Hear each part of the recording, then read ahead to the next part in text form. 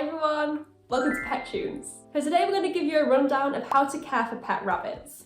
Because even though rabbits make super cute pets, there's a lot you need to know before getting one. So let's start with where to keep them. Should they live inside or outside? Well, as long as their environment is set up properly, they can live in either. If you want to keep your rabbit indoors, you'll need to make sure they have plenty of space to run around in and plenty of ways to get enrichment. And if you want to keep your rabbit outside, you'll need to make sure they definitely have a nice, warm, secure place to hide in. Remember that rabbits are naturally prey animals, so they probably will feel more threatened if they're living outside. So they will definitely need somewhere to hide so they can feel very safe. And I'm serious about rabbits getting scared of predators, because rabbits can actually be so scared they can have fatal heart attacks just from the pure fear of a predator being around.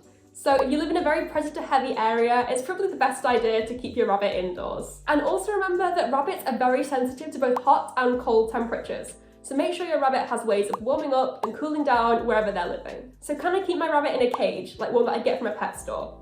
Well, yes, but no. Cages are fine as long as they're big enough for your rabbit. As we said, rabbits actually like having somewhere where they feel a bit secure and enclosed, so they probably like the comfort of a cage or something similar to it. However, your rabbit will definitely need lots of time outside their cage. Rabbits are super high energy creatures and they love to explore. So they'll definitely need lots of opportunities to play and investigate, whether it's inside or outside, but just being in their cage won't be enough for them.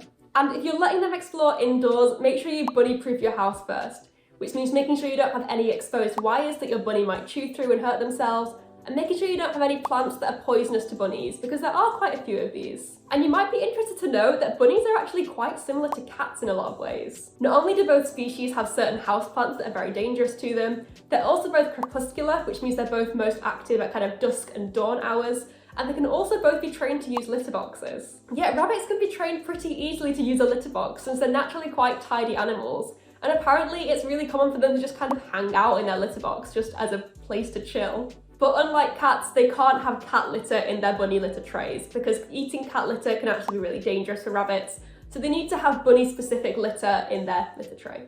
So we've done living conditions, exercise, and toileting, so now let's move on to feeding. So the main thing your rabbit will need is some kind of hay or dried grass. This kind of stuff is really high in fibre and it's really good for helping them to file down their teeth, which just grow continuously. And they'll need a lot of this stuff because rabbits are grazing animals, which means they will need to graze continuously on hay or dried grass throughout the day and the night. It sounds excessive, but rabbits can actually get quite ill from not having enough grass to graze on consistently, because that's what their digestive system needs to function properly. But it's boring to just eat hay or dried grass all the time, so they will need some additions to make their diet a little bit more exciting. Dark leafy greens are great for rabbits, especially things like lettuce and cabbage, but they can even eat things like parsley and dandelions as well. You can of course feed your rabbit other vegetables and rabbit-safe human foods as well, but it's best to keep these as just treats. They're great for a bit of diet diversity and enrichment, but these kind of foods often contain quite high levels of starch and sugar, for example, so they're not great for your rabbit to have loads of them. Also remember that rabbits are very social animals. Not only does this mean that rabbits should be kept in pairs or groups, but it also means that they need a lot of human love as well.